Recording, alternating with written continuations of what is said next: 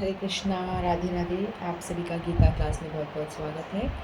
आज आज जैसे कि हम सभी जानते हैं कि आज जगन्नाथ जी का स्नान उत्सव है, तो हम गीता नहीं करके हम जगन्नाथ जी के स्नान उत्सव के विषय में ही चर्चा करेंगे। ओम ज्ञानतिमिरन्धस्य ज्ञानाञ्जनशलाकया चक्षुरुन्मिलितं येन तस्मै श्रीगुरवे नमः। गुरुवे गौरचन्द्राय राधिकाय सदाले कृष्णाय कृष्णभक्ताय तद्भक्ताय नमो नमः। नमो विष्णुपादाय राधिकाय प्रियात्मने श्रीमद्भक्तिवेदान्त नारायणति नामिने। श्रीकृष्णलीला कथने सदाक्षम् औदार्यमाधुर्यगुणक्षुब्धं वरं वरेण्यं पुरुषं महन्तं नारायणं तं शिरसा नमामि। श्रीचैतन्यमनोभीष्टं स्थापितं येन भूतले स्वयं रूपः कदा मह्यं ददाति स्वपदान्तिकम्। आजानुलम्बितभुजो कनकावदातो सङ्कीर्तनकपित्रो कमलायताक्षो विश्वम्भरो द्विजवरो युगधरं पालो वन्दे जगत्प्रियकरो करुणावतारो। नमो महावदन्याय कृष्णप्रेमप्रदायते कृष्णाय कृष्णचैतन्यनाम्ने गौरतुष्ये नमः। हे कृष्ण करुणा सिन्धो दीनबन्धो जगत्पते गोपेश गोपिकान्त श्रीराधाकान्त नमस्तुते। तत्काञ्चन गौराङ्गी राधे वृन्दावनेश्वरी वृषभानुसुतदेवी प्रणमामि हरिप्रिये। नीलाचल निवासाय नित्याय परमात्मने बलभद्र सुभद्राभ्यां जगन्नाथाय ते नमः।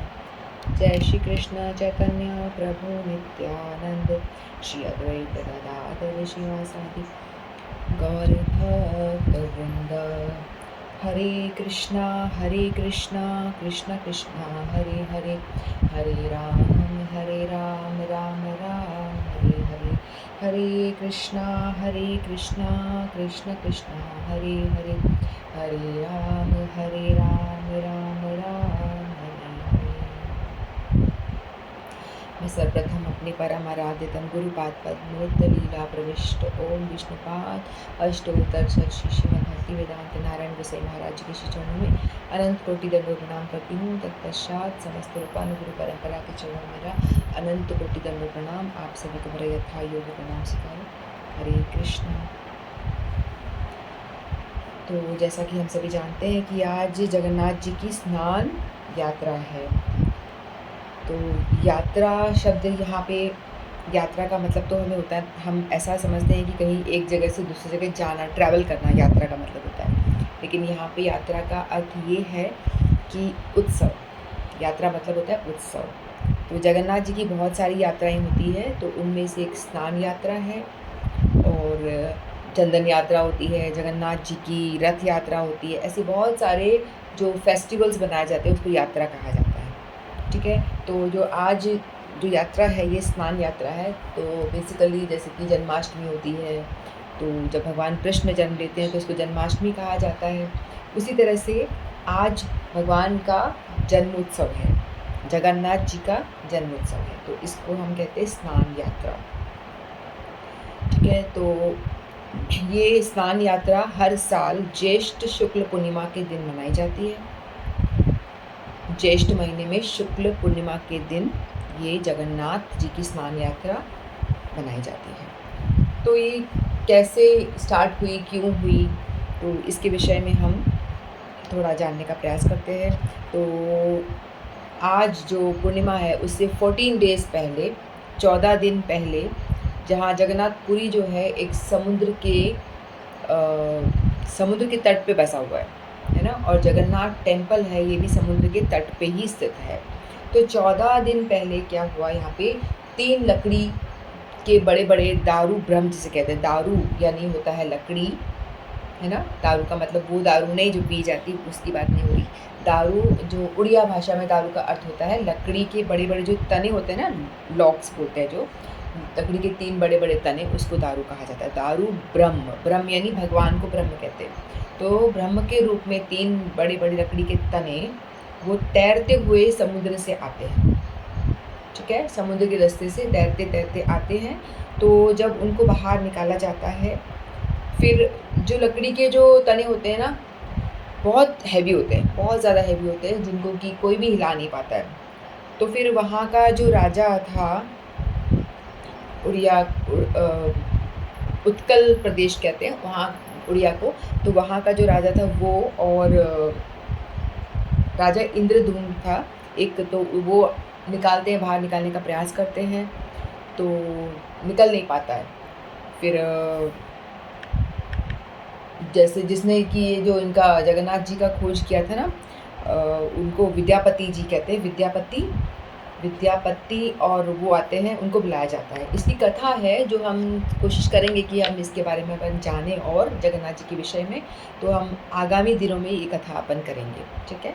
तो रोज़ 10-15 दिन या हो सकता है तो महीना पूरा हम जगन्नाथ जी के विषय में ही चर्चा करेंगे। गीता जी को थोड़ा बीच में भी स्टॉप दे करके जगन्नाथ जी की कथा करेंगे, ठीक है? तो फिर उनको भी बुलाया जाता है, जो भी शबर कुल के थे विद्यापति जी, तो उनको जगन्नाथ जी के भक्त थे, तो उनको बुलाते। फिर वो सभी लोग मिलकर के उस जो लकड़ी के जो दारू ब्रह्म है, वो 3 लॉक्स को निकाला जाता है बाहर, फिर उनको बाहर लेकर जा कर के फिर उनसे जगन्नाथ जी बनाए जाते हैं। तो इसकी कथा है दूसरी। फिर उनको मंदिर में किस तरह से प्रकट होते हैं, वो उनका निर्माण होता है, फिर उनको मंदिर में विराजमान किया जाता है। जगन्नाथ जी का जो टेम्पल है उसको श्री मंदिर भी कहते हैं, कि श्री यानी लक्ष्मी जी, है ना? तो लक्ष्मी जी का मंदिर है बेसिकली। जगन्नाथ जी है ना, वो अपने ससुराल में रह रहे हैं, है ना? श्री जो है लक्ष्मी जी की पुत्री हैं, क्योंकि जो समुद्र मंथन होता है उस टाइम पे लक्ष्मी जी भी वहीं से समुद्र से प्रकट होती हैं, तो इसीलिए श्री जो है लक्ष्मी जी की पुत्री कहलाती हैं, तो इसीलिए वो श्री मंदिर कहते हैं। तो जगन्नाथ जी जहाँ रह रहे हैं वो श्री मंदिर भी कहते हैं, जगन्नाथ टेम्पल भी कहा जाता है।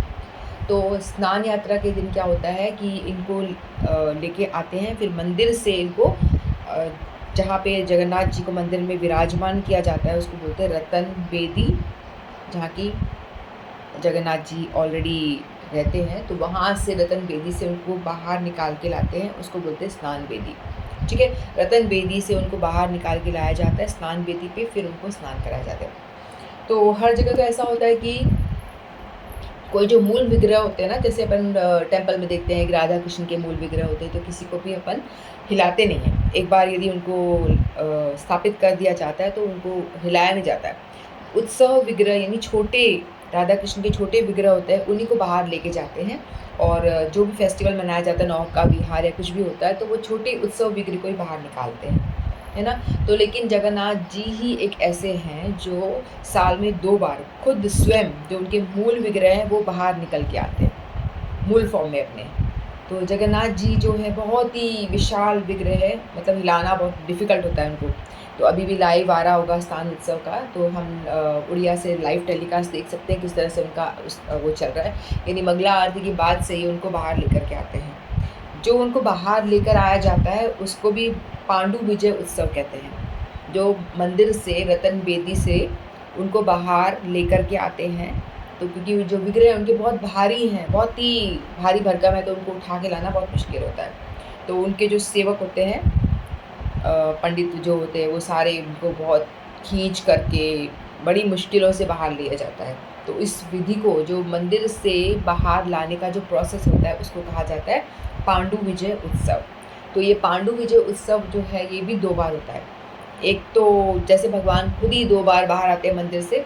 एक बार तो ये स्नान उत्सव के टाइम पे, जब उनका बर्थडे कहा जाता है, उनका प्राकट्य दिवस जो है उस टाइम पे बाहर आते हैं। फिर दूसरे टाइम पे जब रथ यात्रा होती है उस टाइम पे भी उनको बाहर लाया जाता है। तो ये जो पांडु विजय उत्सव है ये 2 बार मनाया जाता है। तो इस टाइम पे जो पांडु विजय उत्सव है, तो अपन इस तरह से समझ सकते हैं, जैसे कि छोटे बच्चे को यदि कोई चलाने का प्रयास करेगा तो कैसे चलेगा, बार बार गिरेगा, बार बार लड़खड़ाएगा, है ना? तो गिर नहीं पाएगा। उंगली पकड़ कैसे चलाया जाता है बच्चे को, उसी तरह से जगन्नाथ जी को बाहर लाते हैं, तो जगन्नाथ जी भी जो है ना बार बार इधर गिरते हैं, कभी उधर गिरते हैं, है ना? ऐसे ऐसे लड़खड़ाते हुए चलते हैं, जैसा बालक है ना छोटा, वो चल नहीं पा रहा है, वो गिरते जा रहा है, उस तरह से उनको बाहर लेके जाते हैं पांडु उत्सव में। फिर उनको स्नान मंडप पे विराजमान किया जाता है। फिर उनको 108 घड़ों से स्नान कराया जाता है।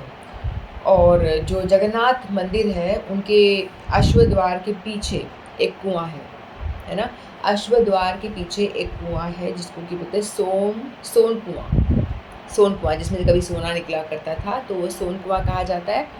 और वो साल भर में सिर्फ़ एक बार ही उस कुएँ को खोला जाता है। उसका यूज़ भगवान का पर्सनल नहाने के लिए होता है बस।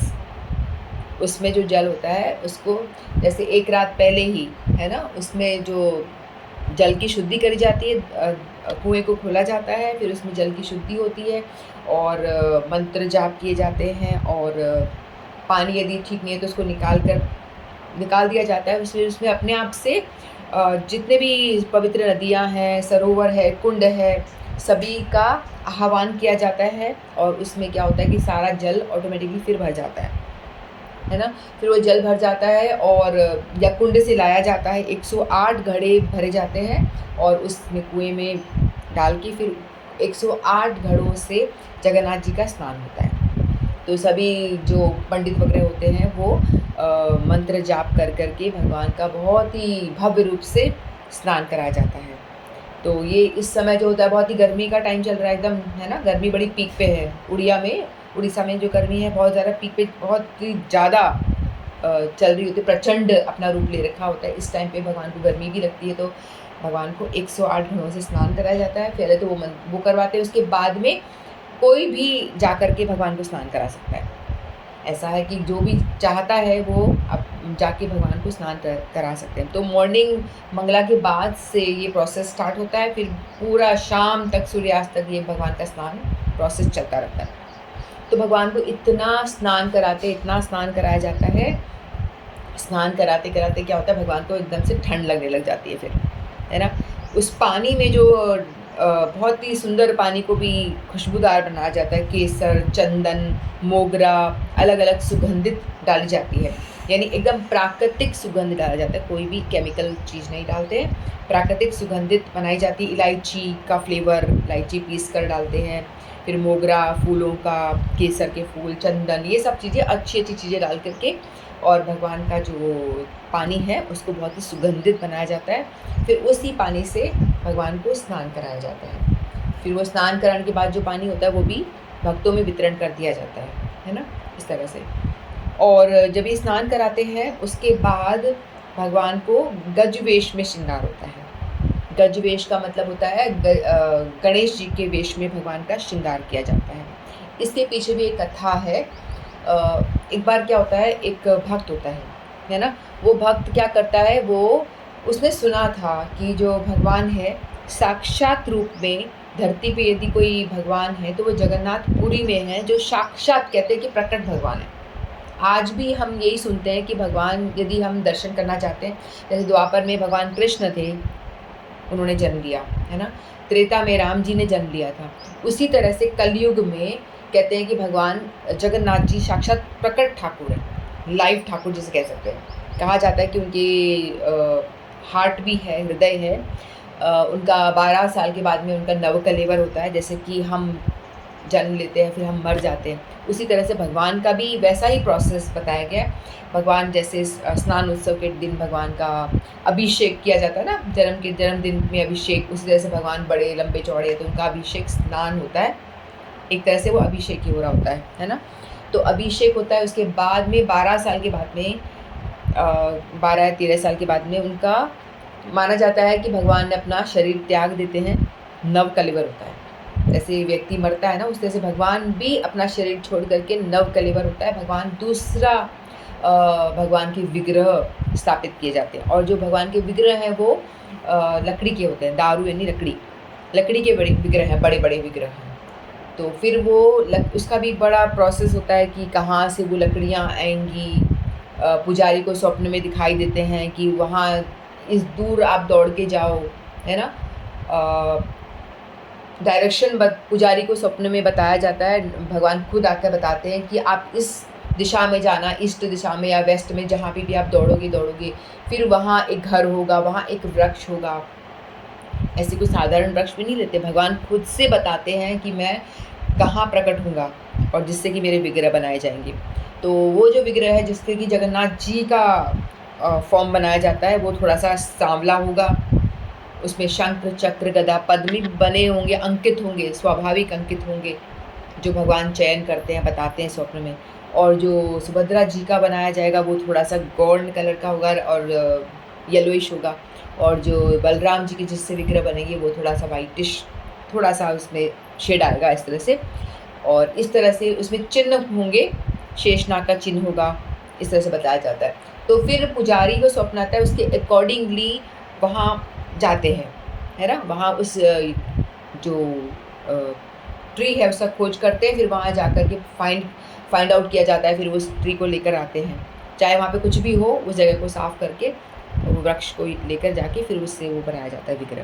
तो ऐसा है इसकी, इस तरह से नवकलेवर होता है। तो भगवान भी जो हैं अपना शरीर छोड़ देते हैं, और भगवान के अंदर जो हृदय है ना, वो एक पदार्थ है, कहते हैं कि उसको एक पंडित भगवान स्वप्न देख के ही बताते हैं कि ये व्यक्ति जो है मेरा कलेवर करेगा। उसमें वो अपना पट्टी बांधता है और भगवान के विग्रह में से हार्ट निकाल करके वो बड़ा सॉफ्ट सा एक तत्व होता है, उसको निकाल करके फिर नए वाले उसमें डाल दिया जाता है। जैसे कि आत्मा एक शरीर से दूसरे शरीर में ट्रांसफ़र करती है ना, वैसे ही भगवान का भी आत्मा एक शरीर से छोड़ करके उनका हृदय दूसरे में स्थापित करा जाता है। तो इसके लिए भी विधि है कि भगवान खुद ही चयन करते हैं कि कौन मेरा नवकलेवर में मेरा जो हृदय को निकाल के किसी और में डालना, दूसरे विग्रह में डालेंगे।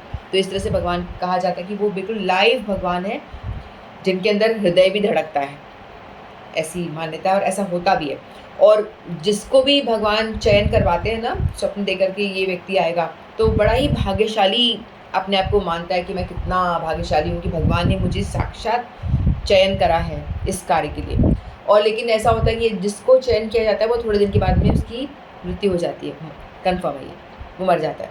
लेकिन वो अपने आप को बहुत भाग्यशाली समझता है कि भगवान ने स्पेशल मेरा नाम देके मुझे चयन करा है अपनी सेवा के लिए, और जो भगवान की सेवा करेगा वो मरने के बाद तो डेफ़िनेटली भगवत धाम ही जाएगा, है ना? तो इसीलिए बहुत प्रसन्न होता है कि मेरा तो निश्चित भगवत धाम जाना निश्चित हो गया, इस तरह से। तो ये प्रोसेस होता है वहाँ पे, नवकलेवर हुआ जाता है 12 साल के बाद में। और बताया जाता है जो भगवान का जो ये आवाज नहीं आ रही, आपकी कनेक्टिविटी शायद पुअर है। मेरी क्या पता नहीं आ रही है सबको, आ रही है? अच्छा मुझे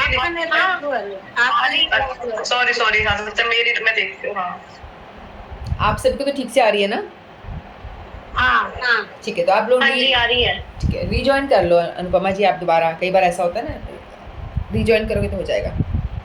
तो इस तरह से भगवान का नवकलेवर होता है। और हम जगन्नाथपुरी गए थे लास्ट ईयर, तो उस टाइम में एक वैष्णव हमें दिखा रहे ले गए थे, तो वहाँ पे एक स्थान है जहाँ पे कि जो पुराने विग्रह होते हैं ना, उसको जो भगवान त्याग देते हैं, यानी भगवान ने उसको मृत्यु के रूप में त्याग दिया है, तो उन कलेवर को दफनाया जाता है वहाँ पे, खड्डा खोद के उनको दफना दिया जाता है। फिर थोड़े दिन के बाद में तो वो गायब, वहाँ कुछ नहीं होता, गायब हो जाता है। तो भगवान जैसे हम लोग जीते हैं, हम लोग जन्म लेते हैं, हम मरते हैं, वैसे भगवान भी ऐसी ही लीला करते हैं कि वो जन्म ले रहे हैं, फिर वो शरीर को त्याग के नया शरीर धारण कर रहे हैं, ऐसी लीला करते हैं। और कहते हैं कि भगवान अपने भक्तों के साथ में बहुत लीलाएं करते हैं, और यदि कोई भी भक्त अपनी मनोकामना लेके जाता है तो उसकी मनोकामना भी पूर्ण होती है। ये इसलिए कहा जाता है कि जैसे 4 धाम होते हैं ना, बद्रीनाथ धाम सतयुग का धाम बताया गया है, द्वारका धाम द्वापर युग का धाम बताया गया, और रामेश्वर धाम जो है वो त्रेता युग का धाम है। लेकिन जो जगन्नाथपुरी है, जगन्नाथपुरी धाम वो कलयुग का धाम बताया गया है। तो हम लोग को चाहिए कि हम लोग भी अपनी लाइफ में कम से कम एक बार तो ज़रूर जगन्नाथपुरी जाएँ। हो संभव हो तो हर बार जाएँ, हर साल जाएँ, रथ यात्रा में जाएँ, नहीं हो पा रहा तो कम से कम एक बार तो जगन्नाथपुरी धाम जाना ही चाहिए हम लोग को, है ना? जैसे धाम की बड़ी महिमा बताई जाती है कि धाम में यदि आप जागते हो और वहाँ जाके सो भी जाते हो, चाहे वो जगन्नाथपुरी धाम हो या नवद्वीप धाम हो या वृंदावन हो, है ना? तो वहाँ यदि आप जाके एक रात वहाँ जाके शयन भी करते हो तो आपको समाधि का फल मिल जाता है कि आप समाधि लगा बैठे। जो कि जो योगी ज्ञानी लोग हैं, करोड़ों वर्ष, हज़ारों वर्ष वो खड़े रह कर के साधना करते हैं, जो उनको गति प्राप्त होती है, वो भक्त लोग जाकर सिर्फ वहाँ पे धाम में जाकर के थोड़ा-सा शयन कर लेते हैं, कहीं जा भी नहीं पा रहे। चलो कोई व्यक्ति बहुत ही वृद्ध हो चुका है, परिक्रमा नहीं कर सकता, है ना? जा नहीं सकता, लेकिन वो धाम आना चाहता है, जा कर के सिर्फ सो गया, कहीं परिक्रमा नहीं करी, सिर्फ सो गया, तो उस सोने मात्र से उसको समाधि का फल वहाँ मिलता है। और वहाँ एक एक पग चलने का आपको करोड़ों अश्वमेध यज्ञ करने का फल मिलता है। तो इसीलिए कहते हैं कि जगन्नाथपुरी धाम जाना चाहिए। बस सिर्फ जाने मात्र से, वहाँ आप यदि चल रहे हो तो आपको परिक्रमा का फल मिलता है, वहाँ आप बोल रहे हो तो आपको भगवान को कीर्तन सुनाने का फल मिलता है, ऐसे बताया गया है शास्त्रों में। और वहाँ आप जाके बातें करते हो तो भी आपको मतलब बहुत सारे ऐसे नॉर्मल आप क्रिया कर रहे हो, नॉर्मल एक्टिविटी भी वहाँ जाके करते हो तो आपको बहुत सारा फल मिल जाता है अनायासी, क्योंकि भगवान का साक्षात धाम है। तो मैं आपको बता रही थी कि जब इसका स्नान होता है, स्नान के बाद में भगवान को गजवेश धारण कराया जाता है, यानी गणेश जी का रूप दिया जाता है। वो क्यों? क्योंकि एक व्यक्ति था, एक भक्त था जो जिसको समझ में आया कि यहाँ पे भगवान स्वयं साक्षात प्रकट है, साक्षात भगवान यहाँ प्रकट है। तो उसने कहा कि मैं भी जाके भगवान के दर्शन करूँगा, जब भगवान साक्षात प्रकट बताए गए हैं तो क्यों ना मैं जाके दर्शन करूँ। लेकिन वो जो व्यक्ति था उसकी अनन्य भक्ति सिर्फ गणेश जी के प्रति थी, अनन्य भक्त था गणेश जी का, कि गणेश जी के अलावा और कोई नहीं मेरा आराध्य है, होता है ना। तो श्रद्धा एकमात्र गणेश जी की थी। तो वो आते हैं और जब जाके उनको बताया जाता है गणेश जी के बारे मतलब जगन्नाथ जी के बारे में, वो देखते हैं कि ये देखो स्नान हो रहा है, दर्शन करो। तो देखता है, बोलते ये कौन से भगवान है, श्रद्धा थी ही नहीं, जगन्नाथ जी को जानता ही नहीं था बिल्कुल भी। तो वो बोलता है ये कौन से भगवान है, ये तो मेरे गणेश जी नहीं है। तो वो कहता है मुझे नहीं करना दर्शन। तो वो देख करके वापस निराश होकर बोलते कोई मेरे भगवान यहाँ पे यहाँ नहीं है, परब्रह्म यहाँ नहीं है, और वो वापस जाने लगता है। और भगवान देखते हैं कि भाई अरे ये क्या बात हुई, मैंने तो, हम लोग ने यही सुना है कि हम जगन्नाथपुरी जा रहे हैं, वृंदावन धाम जा रहे हैं, या गोविंद देव जी ही जा रहे हैं। तो भगवान हम बड़ी एफर्ट करके, गोविंद देव जी का तो एक्सपीरियंस सबका ही होगा, जयपुर रहते हैं, तो एफर्ट करके हम गोविंद देव जी पहुँचते हैं, और वहाँ पहुँचते हैं, जाते से पट बंद होता है ना कितनी बार ऐसा। तो बोलते हैं भगवान ने दर्शन नहीं दिया, अब दर्शन कब खुलेंगे, 5 बजे खुलेंगे, 1-2 घंटे बाद। अब हम क्या करें, बिना दर्शन के वापस आते हैं। तो हम क्या समझते कि भगवान को हमें दर्शन देने ही नहीं थे, है ना। तो भगवान की इच्छा नहीं है तो भगवान हमें दर्शन नहीं दे रहे। तो ये तो हमने सुना है कि भगवान इच्छा होती है तो भगवान दर्शन देते हैं, भगवान की इच्छा नहीं होती तो दर्शन नहीं देते। अब ये जगन्नाथपुरी आया है और मैं दर्शन ना दूँ मेरी इच्छा से, तो बात समझ में आती है, लेकिन ये मेरा दर्शन नहीं करना चाह रहा है, तो बड़ी अजीब विचित्र सी बात है कि ये आ रहा है और मुझे रिजेक्ट करके जा रहा है, नहीं करना दर्शन तेरे। तो भगवान बोलते हैं ऐसा कैसे। तो भगवान कहते हैं कि उसके मन में ऐसी प्रेरणा करी कि दोबारा से वापस आए। तो वो जाने लगा, तो किसी भक्त ने बोला कि तुम कहाँ दर्शन करने आए थे, दर्शन कर लिए। बोले हाँ कर लिए, पता नहीं क्या अजीब से भगवान है, गोल गोल सी आँखें हैं, हाथ पैर तो है ही नहीं उनके, ये कैसे भगवान हुए। किसी ने मुझे ऐसे ही झूठ झूठ बोल दिया कि भगवान यहीं पे वास करते हैं, तो मेरे गणेश जी हैं भगवान, तो वो तो है ही नहीं। तो बोलते अच्छा ऐसा है तो एक बार आप दोबारा जाके देखो, दर्शन करो। तो जैसे ही वो व्यक्ति दोबारा मुड़ता है या भगवान की ओर देखता है, तो भगवान ने गणेश रूप यानी गजवेश धारण कर लिया। भगवान का जो लंबी सूंड बना दी भगवान की, और भगवान ने स्वतः ही वो वेश बना लिया, गजवेश बना लिया। तो फिर वो देता अरे मेरे इष्ट तो यही हैं। फिर वो दंडवत प्रणाम करता है, फिर बाद में बड़ा ही प्रसन्न होता है। तो उस भक्त की इच्छा पूरी करने के लिए, उस भक्त का जो भाव था, गणेश जी को भगवान मान रहे थे, भगवान कहते हैं कि सारे देवी देवता मैं ही तो हूँ, मुझ में ही तो हैं, है ना। तुम जिसको आराधना करना चाहते हो, जिसकी पूजा करते हो, जिसके प्रति तुम्हारी श्रद्धा है, तो मेरे अंदर सभी कुछ है, सब मेरे अंदर ही है, तो सबके दर्शन मैं तुम्हें करवा सकता हूँ। तो भगवान ने ये यहाँ पे प्रूव किया। तो गणेश जी को भी गणेश जी का दर्शन भी जगन्नाथ जी में ही उनको होता है। तो इसीलिए उसी दिन से प्रथा बन गई कि जब भी स्नान यात्रा यानी स्नान उत्सव मनाया जाता है, तो उस दिन भगवान को गजवेश धारण कराया जाता है, यानी गणेश जी का वेश, सूंड बड़ी, और भगवान जो कुछ भी प्रसाद पाते तो सूंड के माध्यम से ही वो पाया करते, इस तरह से। तो ये कथा आती है, गजवेश का श्रृंगार होता है इनका, और बहुत ही धूमधाम से उनको मतलब स्नान कराया जाता है। अब कोई भी आकर के स्नान करा सकता है, और जो दर्शन करता है जगन्नाथपुरी में इनके स्नान उत्सव का, तो उनके अनंत जन्मों के पाप धुल जाते हैं। चाहे हम भाव से हम जा नहीं पा रहे, तो कम से कम टीवी पे भी दर्शन करते हैं, तो इसका भी बड़ा ही महत्व है। भाव ये है कि हमारा भाव कितना है, हम दर्शन कितने भाव से कर रहे हैं, चाहे वो अपन टीवी पे क्यों ना करें। और वहाँ जाकर के भी यदि भाव नहीं है तो वो बात नहीं बनती है ना।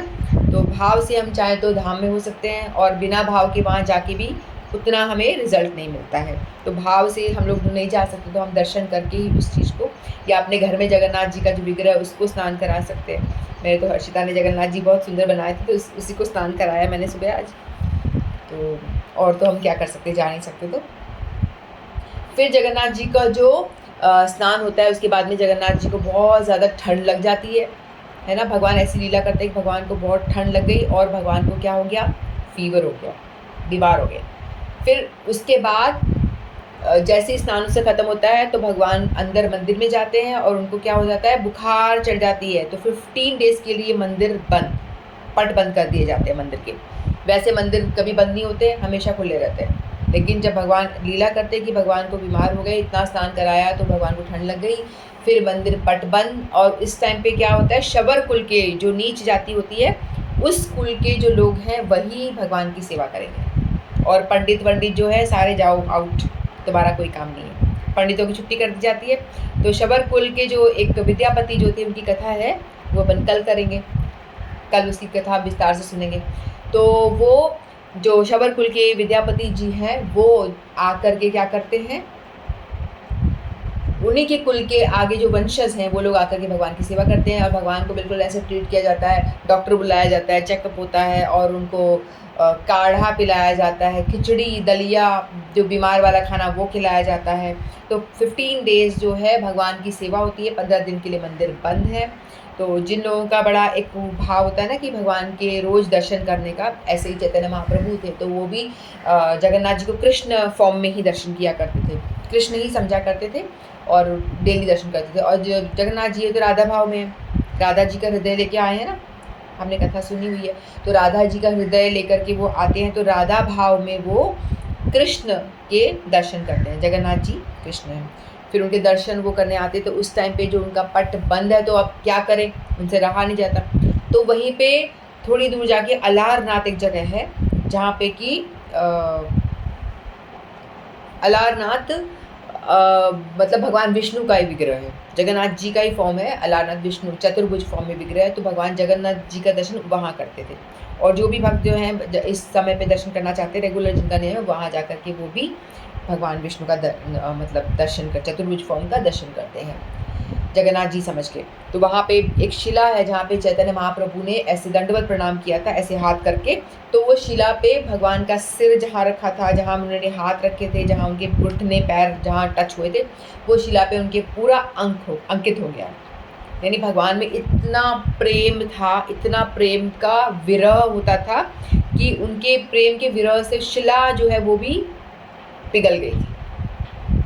जैसे ही उन्होंने प्रणाम किया, उनको इतना विरह हो रहा था कि जगन्नाथ जी के पट बंद हो गए, मैं दर्शन करने कहाँ जाऊँ, जो लॉली होता है ना लालसा, तो इसलिए उनकी जो शिला पे उनका चिन्ह बन गया। यदि कोई गया है उन्होंने तो ज़रूर देखा होगा, जो नहीं गए वो लोग भी जाना और अलारनाथ जाके भगवान की वो जो शिला है जिसमें कि भगवान के चिन्ह, हाथ के, पैर के, सिर के, जहाँ उन्होंने सिर रखा वो सारा अंकित हो गया है। तो वो शिला के दर्शन हमें होते हैं कि हम जगन्नाथपुरी जाते हैं। तो 15 दिन तक ये भगवान बंद रहता है। उसके बाद में 15 डेज़ के बाद में मंदिर का पट खुलता है। तो नयन उत्सव कहते हैं, भगवान का दर्शन के लिए भगवान को रेडी किया जाता है। उसके बाद में भगवान को रथ यात्रा फिर प्रारंभ होती है। अमावस के बाद में, प्रतिपदा के बाद में दूज को या तीज को भगवान फिर बाहर मंदिर के आते हैं, फिर वो दर्शन के लिए जाते हैं।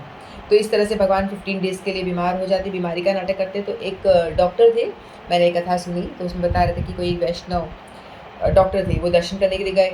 तो उन्होंने जो उनके जो सेवक हैं उनसे मिले कि मैं डॉक्टर हूँ, मैं दर्शन करना चाहता हूँ। तो उन्होंने बोला हाँ, वैसे तो पट बंद है, लेकिन आप डॉक्टर हो तो आप आ सकते हो, आप हमारे भगवान के चेकअप के लिए आ जाओ। तो वो अंदर गए, चेकअप के लिए उनको अंदर लेके गए। और जब उन्होंने जैसे भगवान को टच किया ना, तो मतलब जैसे लोहा कैसा गर्म होता है वैसा इतना गर्म हो रहा था। उसने बताया, उन वैष्णव ने खुद बताया कि मैंने जैसे ही वो टच करा तो वो लोहा जैसा गर्म इतना उनका हाथ हो रहा था। तो ऐसे ही उन्होंने हाथ ऐसे करा, क्योंकि सचमुच में तो फीवर हो रहा है, बहुत तेज़ फीवर हो रहा है। फिर बाद में दोबारा से उनको डॉक्टर, जब वो गए ना, जब वो 15 दिन के बाद जब उनका बुखार उतर गया तो वो नॉर्मल ठंडे हो गए थे। तो ये भगवान जो लीला करते हैं, बिल्कुल सत्य में उनको फीवर हो जाता है एकदम, और वो पूरा रेस्ट करते हैं। एक भाव ये है कि वो शबर कुल जो जहाँ पे ये विद्यापति थे जिनकी वजह से वो प्रकट हुए, भगवान जगन्नाथ जी प्रकट हुए थे, उस कुल को वो सम्मान देते हैं, उन कुल की लोगों की सेवा लेने के लिए वो ऐसा करते हैं। और एक भाव ये होता है कि लक्ष्मी जी के साउथ में ऐसा होता है कि लक्ष्मी जी से उनके साथ में ज़्यादा मिलना जुलना नहीं होता, हमेशा भगवान दर्शन देने में व्यस्त रहते हैं, कभी कोई आ रहा है कभी कोई आ रहा है ना, हमेशा दर्शनार्थी आते ही रहते हैं, लगे रहते हैं। यानी भगवान कभी सोते भी नहीं हैं, हमेशा जगे रहते हैं। 2 घंटा यानी 12 बजे आप जाओगे ना, तभी भी भगवान के दर्शन आपको मिलेंगे, दर्शन कर सकते हो आप। फिर 2 घंटा भगवान शयन करते हैं, 1 या 2 बजे 2 घंटा तक, तो उस टाइम पे भी भगवान सोते नहीं हैं। उस टाइम पे भी क्या होता है, देवता लोग आते हैं दर्शन करने के लिए, देवता लोग आते हैं, तो भगवान तो भी जगे रहते हैं। तो इससे एक प्रूफ तो हमें यही है कि भगवान क्यों नहीं सोते। तो भगवान की जो आईलिड है ही नहीं, गोल आँखें बंद होती ही नहीं, क्योंकि आईलिड ही नहीं है, ज़रूरत ही नहीं है सोने की। तो भगवान पहले तो लोगों को दर्शन देते हैं, भक्तों को, फिर बाद में जब 2 घंटा शयन का समय होता है उनका जो संसार के लिए, उसमें देवता लोग आ जाते हैं, तो वो दर्शन करते हैं। तो भगवान सोते ही नहीं है, देखा जाए तो हमेशा मंदिर उनका चालू ही रहता है। बट संसार के लिए 2 घंटा 3 घंटा ऐसा बंद होता है, बाकी तो वो चालू रहता है। तो इस तरह से आज उनका स्नान उत्सव दिन है, और स्नान पूर्णिमा ज्येष्ठ शुक्ल पक्ष की पूर्णिमा के दिन ये मनाया जाता है, तो आज इनका वो हो रहा है। और वैसे जगन्नाथ जी हैं कौन, इसके विषय में हम थोड़ा जानें। तो पहले मुझे भी लगता था क्या ये जगन्नाथ जी कितना अजीब सा रूप है इनका, गोल गोल आँखें, हाथ इनकम्प्लीट, पैर भी है नहीं उनके, है ना, ऐसा उनका विग्रह है। तो जो भगवान कृष्ण है ना, द्वारका में रहते हैं। तो उस टाइम पे क्या होता है, नारद जी जो है वो आया करते थे, सतयुग के टाइम की बात है, नहीं द्वारका के जब भगवान थे उस टाइम की बात है। तो जब आते थे भगवान नारद जी मिलने के लिए, तो वो एक बार देखते हैं कि जो द्वारका की रानियां हैं वो आपस में चर्चा कर रही होती हैं, चर्चा करती हैं कि हम भगवान का, यानी द्वारकाधीश जो राजा के वेश में है इस समय, इनका हम इतना ध्यान रखती हैं, इतना केयर करती हैं, सारा दिन इनके आगे पीछे घूमते रहते हैं कि वो हमेशा प्रसन्न रहें, और कोई प्रॉब्लम हो तो हम हाजिर रहती हैं हमेशा। 16,108 रानियाँ, इतनी सारी रानियाँ, है ना।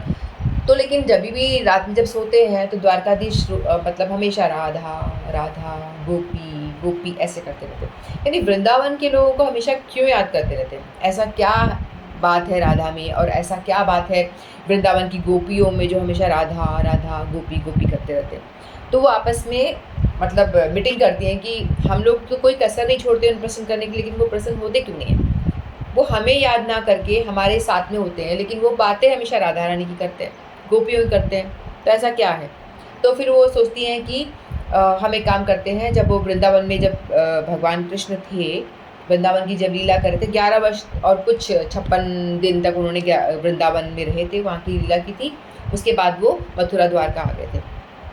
तो कहते हैं कि रोहिणी मैया जब उस समय पे वहाँ पे थी, द्वारका में उपस्थित थी, तो बोला और तो कोई है नहीं वृंदावन में जो राधा को जो जानता हो और भगवान को बचपना देखा है, तो इनसे पूछते हैं, और तो कोई है नहीं। तो वो रोहिणी मैया के पास में सारी की सारी जितनी भी रानियाँ थी, 16,108 रानियाँ, सबके सब जाती हैं और बैठ जाती हैं, और कहती है रोहिणी मैया को, आप मुझे बताओ कि ऐसा क्या है जो द्वारकाधीश हमेशा हमारे साथ होते हुए भी राधा राधा गोपी गोपी करते रहते, ये मैया मैया नंद बाबा इस तरह से पुकारते रहते, वृंदावन के सभी लोगों को याद करते, वृंदावन को हमेशा क्यों याद करते रहते, ऐसा क्या है जो हम लोग नहीं कर पा रही हैं, जो हमें मतलब इग्नोर कर देते हैं। हम अपना 100% लगा के इनकी सेवा में रहती हैं, लेकिन हमें कुछ भी नहीं हमें भाव देते, क्यों ऐसा।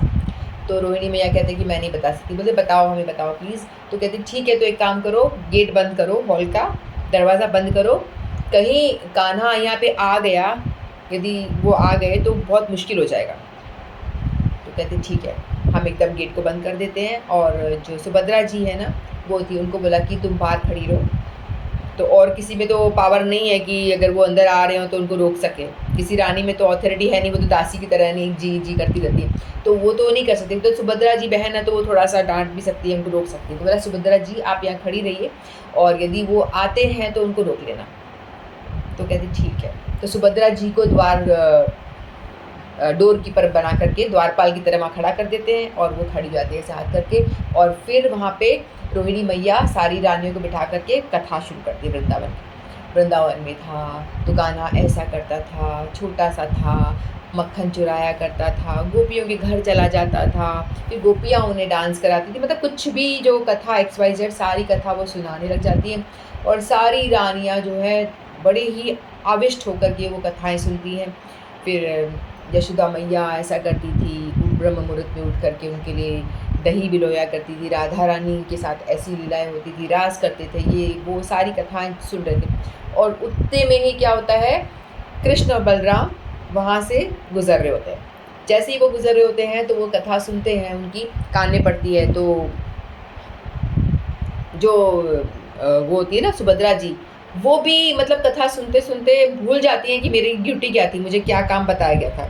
वो भूल जाती है कि मेरे को रोक के रखना है, वो भूल जाती है, वो भी आविष्ट हो जाती है कथा में, एकदम फ्लैशबैक में खो जाती हैं। उतने में ही कृष्ण बलराम आते हैं, वो भी देखते हैं अरे मतलब इतनी विरह की बातें कर रही है, राधा जी को छोड़ के चले गए, सभी गोपियों को छोड़ करके मथुरा चले गए, फिर सब रोते रह गए, मैया ऐसे रो रही थी, नंद बाबा ऐसे रो रहे थे, इतना रो रहे थे कि वो मतलब नदी बन गई।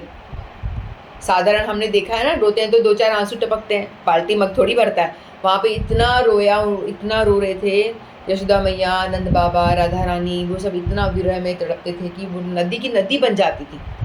जब उद्धव जी गए थे नहीं, अक्रूर जी जब गए थे लेने के लिए उनको, तो बताते हैं कि जहाँ जहाँ अक्रूर और उद्धव भी गए थे, तो जहाँ जहाँ ये नदी जा रही है उसके सारे सारे चले जाओ, आपको नंद भवन मिल जाएगा, यानी वहीं से ये नदी आ रही है, रो रो के इतना।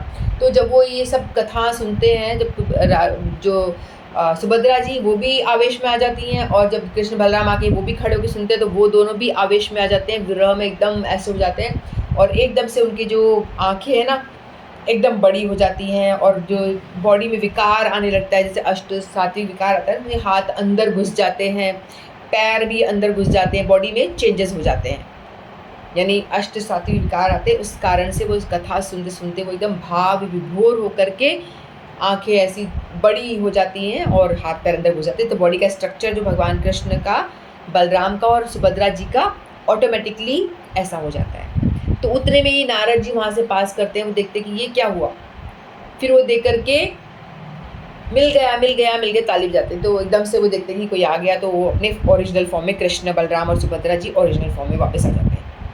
तो नारद जी कृष्ण जी पूछते हैं कि क्या मिल गया, क्या? बोला कि मैंने देखा, आपका वो रूप देखा जो आप भविष्य में प्रकट करने वाले हो। जो शास्त्रों में मैंने पढ़ा कि ऐसा वर्णन आता है कि आपका जो रूप है ऐसा हो जाएगा, मैंने साक्षात वो रूप को भी दर्शन करा कि आप ही हो जो इस तरह का रूप धारण करोगे। तो बोलते ठीक है, तूने देखा तो उसको अपने तक रख। तो इस तरह से मतलब कृष्ण बलराम और सुभद्रा जी का ये रूप इसीलिए होता है क्योंकि वो वृंदावन के प्रेम में, उनके विरह में इतना आविष्ट रहते हैं कि उनके जो बॉडी है उनका रूप ऐसा हो जाता है, ऐसा इसलिए। तो मतलब हमको ये समझना चाहिए कि जो साक्षात जगन्नाथ जी है वो कृष्ण ही है ना। और कृष्ण बलराम और सुभद्रा जी ये तीनों ही हैं जो ये फॉर्म में आ गए, वो इतना वृंदावन के विरह में, गोपियों के विरह में, तो इसलिए उनका जो रूप है ऐसा हो चुका है। ठीक है, तो इसीलिए और किसी की बात हम नहीं कर रहे, साक्षात भगवान कृष्ण की ही हम बात कर रहे हैं जो इस फॉर्म में है।